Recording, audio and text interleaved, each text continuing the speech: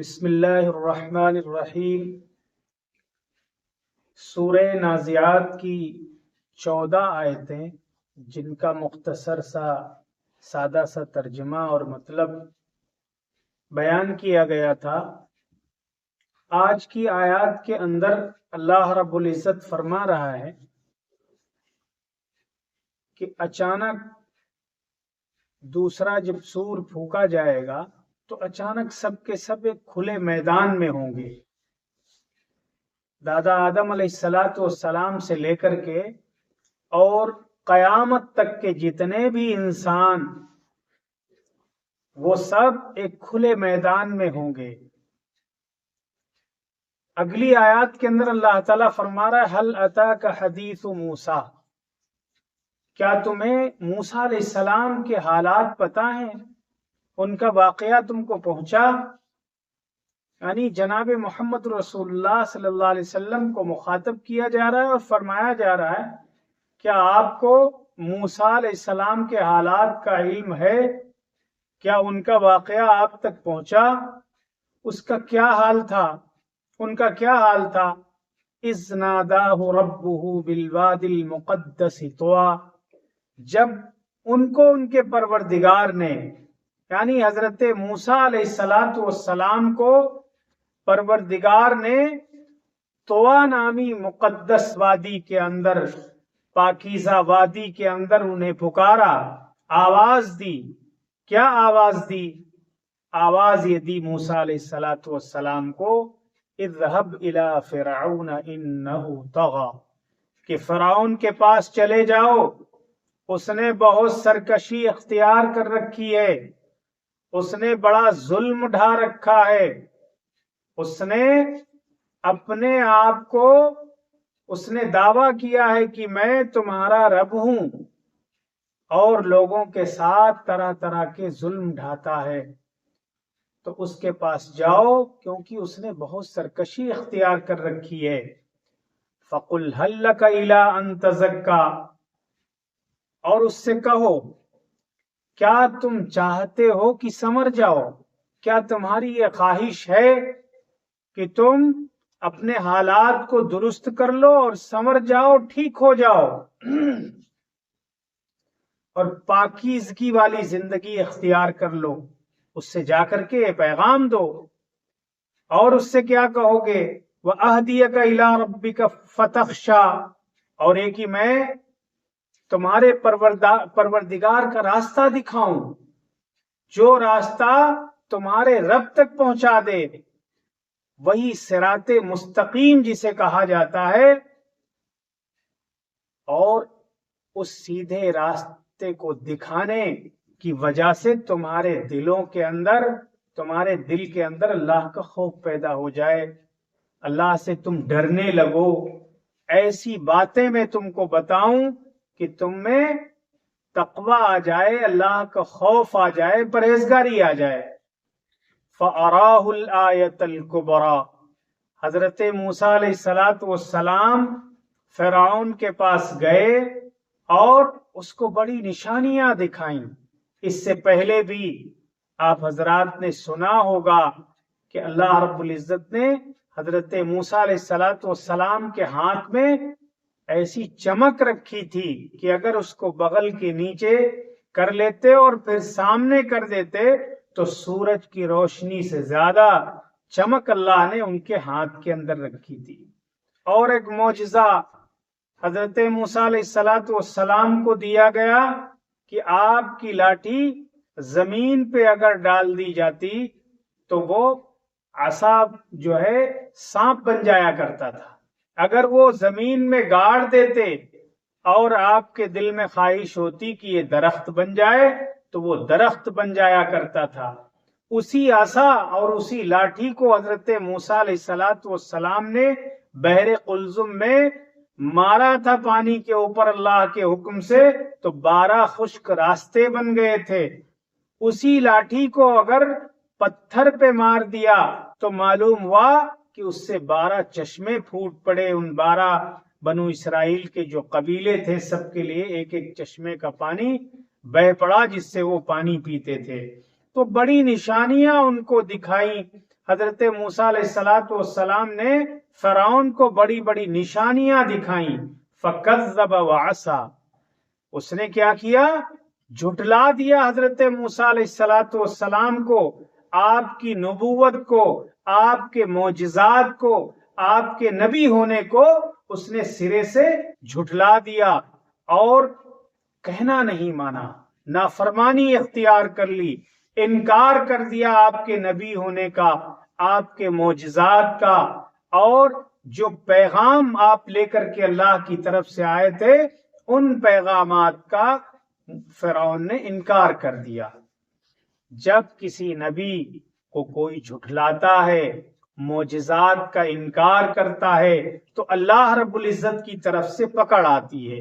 فَأَخَذَهُ اللَّهُ نَكَالَ الْآخِرَةِ وَالْأُولَى، معجزات کو جھٹلانے کا اور نبی یعنی حضرت موسیٰ علیہ السلام کی رسالت و نبوت کو جھٹلانے کا نتیجہ کیا ہوا؟ نتیجہ یہ ہوا کہ اللہ نے اسے آخرت اور دنیا کے عذاب میں پکڑ لیا۔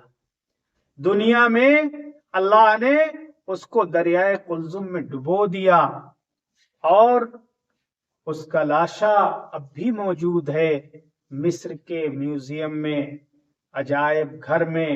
معلوم ہوا کہ اس کا لاشا عبرت بنا دیا گیا، آنے والی نسلوں کے لیے، آنے والے لوگوں کے لیے نشان عبرت بنا دیا گیا، اور آخرت میں جو کچھ عذاب اسے ہوگا وہ تو ہوگا ہی، دنیا کے عذاب میں بھی وہ پکڑا گیا اور آخرت میں بھی اسے عذاب دیا جائے گا۔ یہ حضرت موسیٰ علیہ السلام کی رسالت و نبوت کو جھٹلانے کا نتیجہ، آپ کے معجزات کا انکار کرنے کا نتیجہ اور نافرمانی کا نتیجہ۔ ان فی ذلک لعبرۃ لمن یخشی، حقیقت یہ ہے کہ اس میں اس شخص کے لیے بڑی عبرت ہے جو اللہ کا دل کے اندر خوف رکھتا ہے، جو اپنے دل کے اندر اللہ کا خوف رکھتا ہے، اس کے لیے بڑی نشانی ہے، بڑی عبرت ہے۔ انسان جب بھی اس واقعے کو پڑھے گا، اس واقعے کو سنے گا، تو اس کے لیے بڑی عبرت، کھلی ہوئی عبرت اور نشانی ہے۔ لیکن نشانی وہی حاصل کرے گا، عبرت وہی حاصل کرے گا، نصیحت وہی حاصل کرے گا جس کے دل کے اندر اللہ کا خوف ہوگا، اللہ کا ڈر ہوگا، وہی شخص اس واقعے سے نشانی وہ عبرت حاصل کرے گا۔ پھر اللہ رب العزت فرما رہا ہے، مخاطب کر کے فرما رہا ہے کہ اللہ ان سے پوچھو کہ قیامت کا لے آنا، تمام انسانوں کو دوبارہ زندہ کر کے ان سے حساب و کتاب لینا، یہ ان کے لیے بڑا مشکل معلوم ہوتا ہے۔ ذرا غور کرو اور دیکھو، اَأَنتُمْ أَشَدُّ خَلْقًا أَمِ السَّمَاءُ بَنَاهَا، انسانوں کیا تمہیں پیدا کرنا زیادہ مشکل ہے یا آسمان جس کو اللہ نے بنایا؟ اس آسمان کا بنایا جانا زیادہ مشکل ہے یا زیادہ دشوار ہے، زیادہ کٹھن ہے؟ بڑا کام ہے آسمان کا بنایا جانا یا تمہاری تخلیق؟ تم کو پیدا کرنا زیادہ مشکل معلوم ہوتا ہے یا آسمانوں کا بنایا جانا زیادہ مشکل معلوم ہوتا ہے؟ اللہ تعالیٰ ایک سوال کرتا ہے کہ کبھی غور کرو، کبھی اپنی عقلوں پہ زور ڈالو۔ اَأَنتُمْ أَشَدُّ خَلْقًا أَمِ السَّمَاءُ بَنَاهَا، کیا تمہاری پیدائش زیادہ دشوار ہے یا آسمانوں کا بنایا جانا زیادہ دشوار ہے؟ جس کو اللہ نے بنایا، جس کو اللہ نے بنایا۔ کیسا بنایا؟ رفع سمکها فسواها، اس کی چھت کو اللہ نے بہت بلند بنایا اور پھر اسے برابر کیا، ٹھیک کیا۔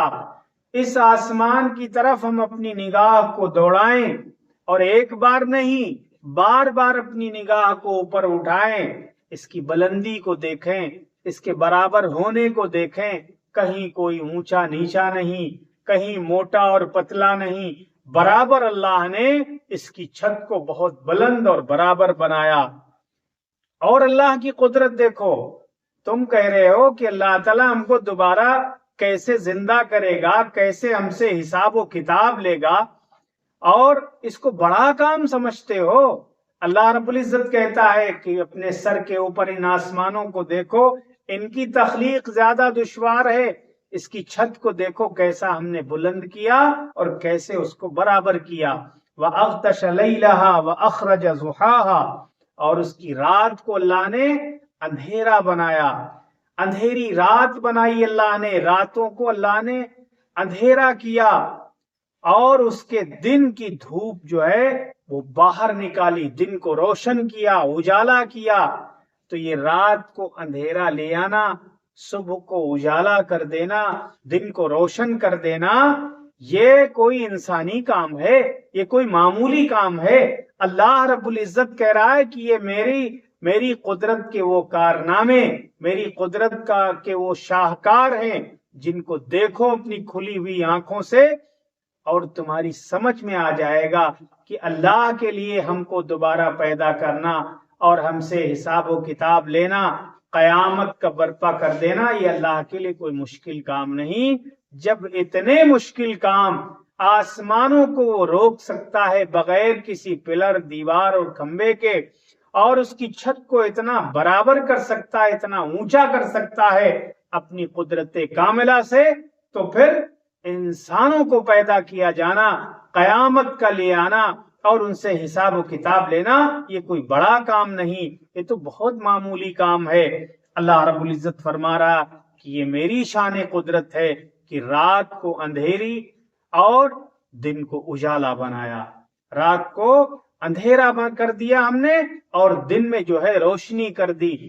اسی آسمان دنیا میں اللہ نے ایک دہکتا ہوا چراغ سورج بنایا، جس سے پوری دنیا جب وہ آتا ہے تو رات کا اندھیرا اپنا بوریا بسترا لے کر کے چلا جاتا ہے اور چاروں طرف اجالا ہو جاتا ہے، انسانوں کو دکھائی دینے لگتا ہے، وہ اپنی روزی روٹی تلاش کرنے کے لیے دن کے اجالے میں نکل پڑتے ہیں۔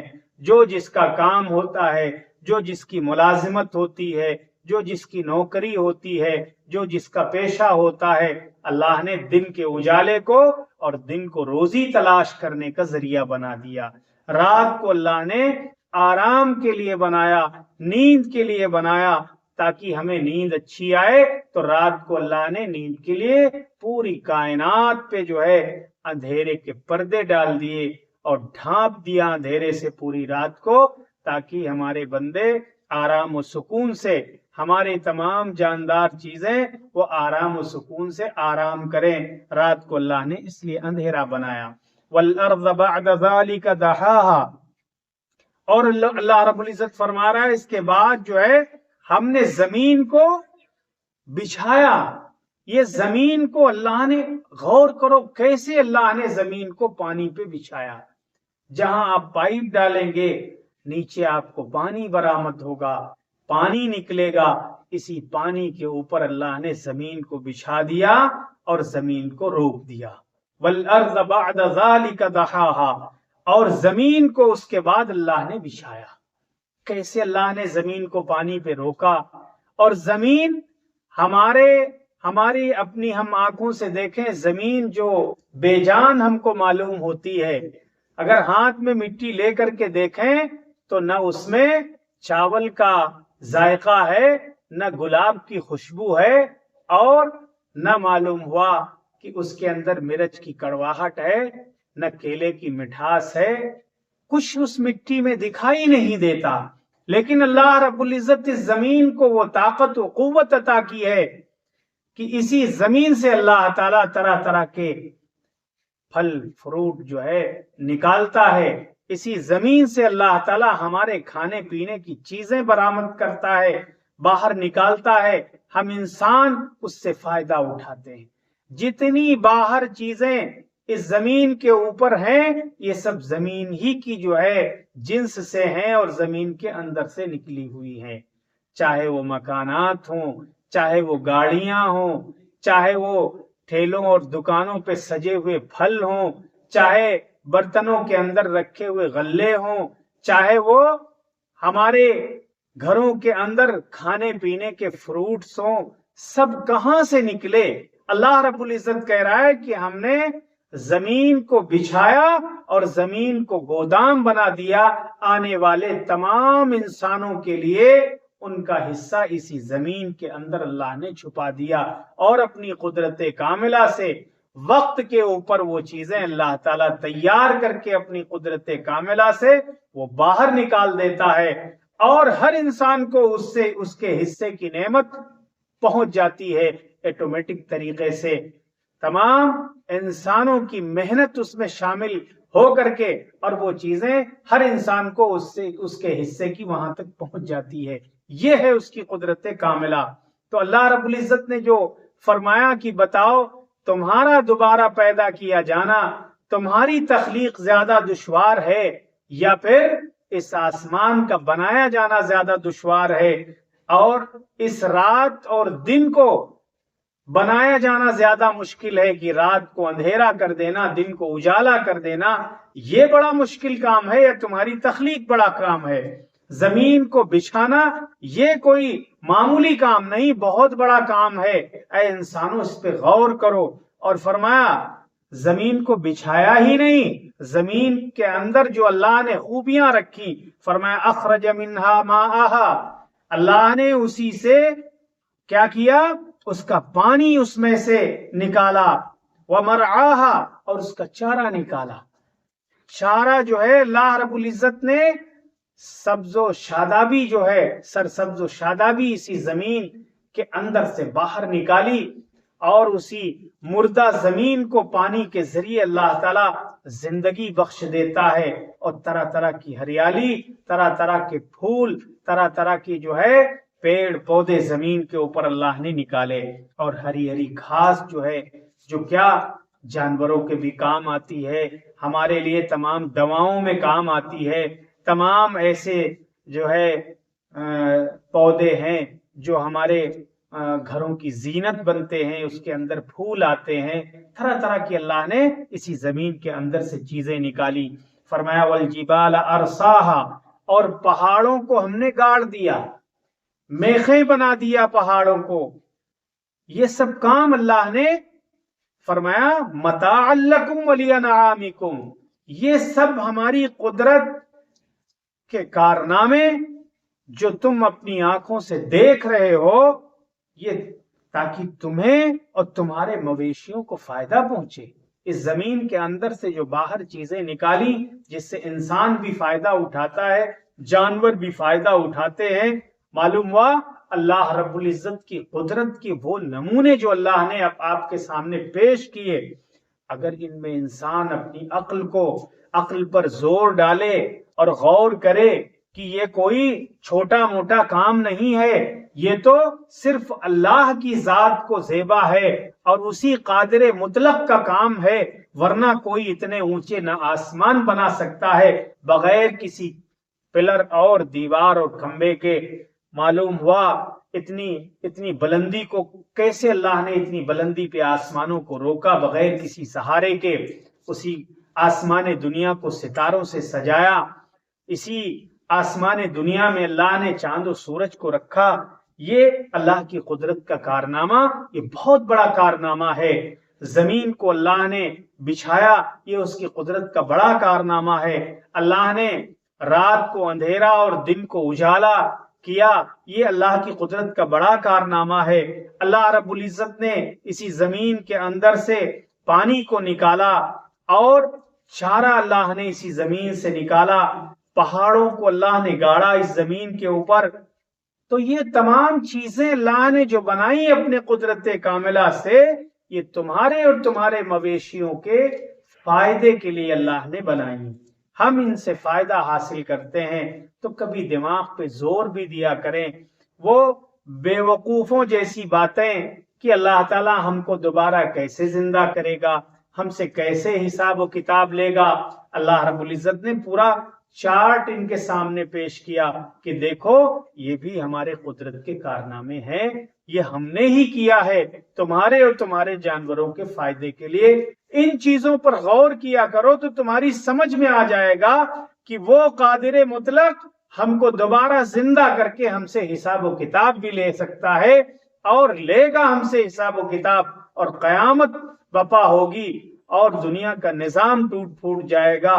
پھر دوبارہ جب سور پھونکا جائے گا سب میدان میں ہوں گے اور سب سے اللہ تعالیٰ ان کی دنیاوی زندگی کے بارے میں اللہ تعالیٰ حساب و کتاب لے گا. اپنی اپنی ایک نعمت کے بارے میں ضرور بھی ضرور اللہ سوال کرے گا. تو معلوم ہوا آیت نمبر جو ہے 33 تک کے آج جو ہے قرآن سورہ نازیات کا ترجمہ اور مختصر سا مطلب آپ کے سامنے رکھا گیا. اللہ رب العزت اسی ترجمے اور اس کے مطلب کے ذریعے ہم لوگوں کی بگڑی ہوئی زندگیاں اللہ تعالیٰ سدھار دے اور ہم لوگوں کو سوچنے پہ مجبور کر دے اللہ تعالیٰ کہ ہاں ہم ان آیتوں کے اندر غور و فکر کرنے والے بن جائیں تاکہ صراط مستقیم پہ چلنا ہم لوگوں کے لیے آسان ہو جائے. جس انداز میں جو قرآن کریم کتاب دعوت ہے، یہ کتاب تقریر نہیں، کتاب دعوت ہے، دلوں کو جھنجھوڑ کر رکھ دیتی ہے، عقلوں پہ پڑے ہوئے پردوں کو ہٹا دیتی ہے قرآن اور سیدھے اللہ سے جوڑنے کا کام کرتی ہے، اللہ کی قدرت سے جوڑنے کا کام کرتی ہے. اللہ رب العزت ہم سب کو صحیح سمجھ عطا فرمائے. باقی انشاءاللہ جو آیتیں بچی ہیں ان کا ترجمہ آئندہ جو ہے نشست میں ہوگا. اللہ تعالی ہمارے لیے بھی اس ترجمے کو نجات کا ذریعہ بنائے اور آپ حضرات کے لیے بھی جو ہے نصیحت اور نجات کا ذریعہ بنائے. وما علینا الا البلاغ.